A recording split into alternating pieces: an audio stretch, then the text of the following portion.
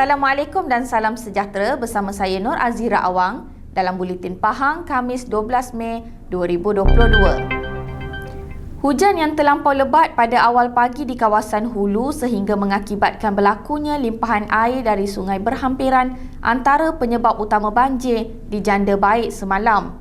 Yang Amat Berhormat Menteri Besar Pahang Datuk Seri Haji Warusdi Wan Ismail berkata, ianya juga lanjutan daripada keadaan sungai yang telah cetek disebabkan banjir besar pada 17 Disember 2021 lalu.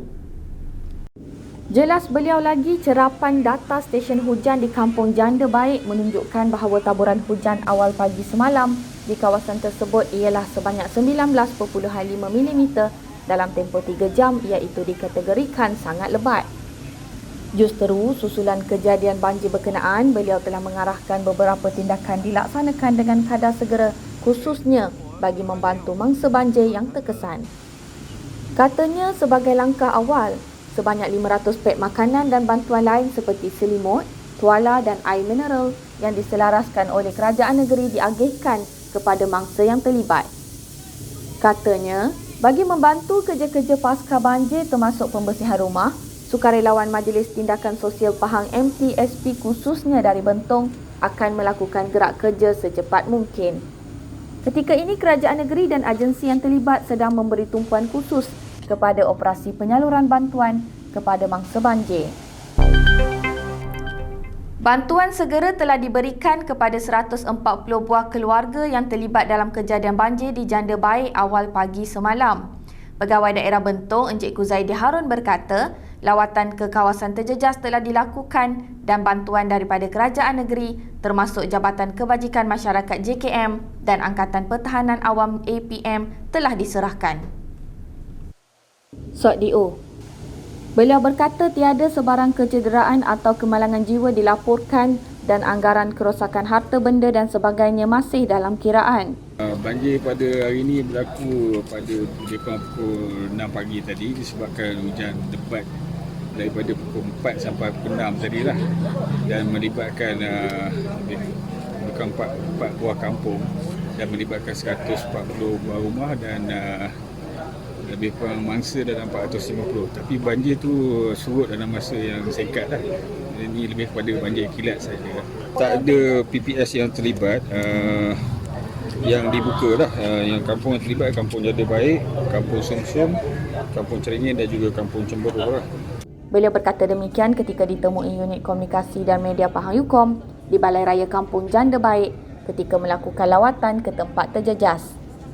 Turut hadir menyampaikan bantuan ialah Timbalan Setiausaha Kerajaan Pahang Yang Hormat Datuk Muhammad Zakaria Ibrahim, Setiausaha Politik kepada Yang Amat Berhormat Menteri Besar Pahang Yang Hormat Datuk Tajur Razif Abdul Aziz, Pengarah Jabatan Kebajikan Masyarakat JKM Negeri Pahang Encik Zukairi Zainul Abidin serta Penghulu Mukim Bentong Encik Muhammad Khairun Abdullah.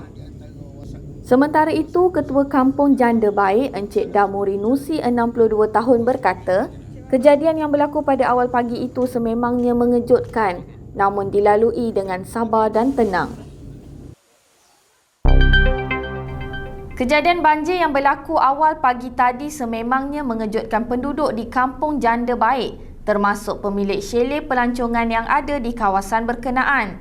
Tular di laman sosial sebuah video dirakam seorang pemilik chalet Teratak Malaya yang mendakwa kejadian banjir yang berlaku adalah disebabkan aktiviti penarahan hutan oleh kerajaan. Ketika ditemui di chaletnya di sini, Encik Wan Abdul Malik Wan Hamad bagaimanapun mengakui rakaman tersebut dibuat secara melulu kerana terlalu terkejut dan sedih dengan keadaan chaletnya yang ditenggelami banjir sekelip mata.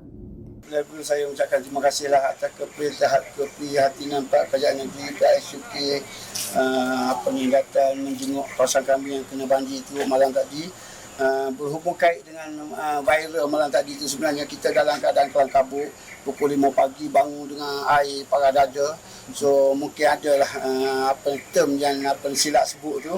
Tapi sebenarnya kita dah mengenal pasti punca daripada di Janda Baik ni banjir, di antaranya sebab di keadaan sungai tu dah sempit, sungai tu dah tahu, dan yang paling penting kita minta dengan kerajaan negeri untuk mendalamkan sungai dan untuk menguruskan Kuala Gua. Kuala Gua ni tempat yang punca air keluar daripada Janda Baik ke Bentong.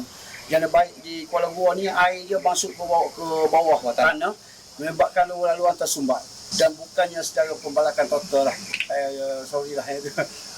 Dalam kejadian kira-kira jam 6 pagi semalam, banjir berlaku melibatkan 4 buah kampung di Janda Baik telah menyebabkan 140 buah keluarga dilanda bencana berkenaan.